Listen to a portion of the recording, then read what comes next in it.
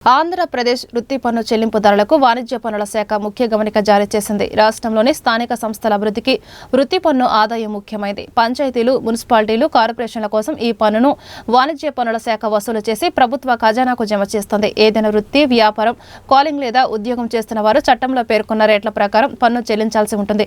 ఏడాదికి 10 లక్షల రూపాయలు మించి టర్నోవర్ ఉన్న జీఎస్టీ నమోదిత చెల్లింపుదారులు వృత్తి పన్ను ఏడాదికి ఒకసారి చెల్లించాల్సి ఉంటుంది. ఒక సంస్థలో తమ ఉద్యోగులకు నెలకు 15,000 రూపాయలకు మించి జీతం చెల్లిస్తున్న ప్రతి యజమాని వారి ఉద్యోగుల తరపున వృత్తి పన్నును ప్రతి నెల చెల్లించాలి. వాణిజ్య పన్నుల శాఖ ఇందుకు ప్రత్యేక వెబ్సైట్ను 2020లో ప్రారంభించింది. నర్సారావుపేట సర్కిల్ పరిధిలోని వృత్తి పన్ను చెల్లింపుదారులకు ముఖ్య గమనిక. మన రాష్ట్రంలోని స్థానిక సంస్థల అభివృద్ధికి వృత్తి పన్ను ఆదాయం ముఖ్యమైంది. పంచాయతీలు, మున్సిపాలిటీలు, కార్పొరేషన్ల కోసం ఈ పన్నును వాణిజ్య పన్నుల శాఖ వసూలు చేసి ప్రభుత్వ ఖజానాకు జమ చేస్తుంది.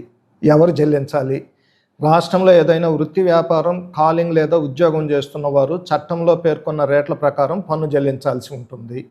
ఏడాదికి 10 లక్షల రూపాయలకు మించి టర్నోవర్ ఉన్న జీఎస్టీ నమోదిత చెల్లింపుదారులు వృత్తి పన్ను ఏడాదికి ఒకసారి చెల్లించాల్సి ఉంటుంది.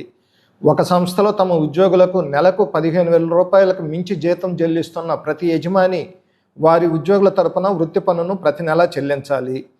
ఎలా చెల్లించాలి? వాణిజ్య పన్నుల శాఖ ఇందుకు ప్రత్యేక వెబ్సైటు 2020లో ప్రారంభించింది. ఈ ఏడాది ఏప్రిల్ నుంచి చెల్లింపులను మరింత సులభతరం చేసేందుకు కొత్త ఆన్లైన్ మాడ్యూల్ రూపొందించారు.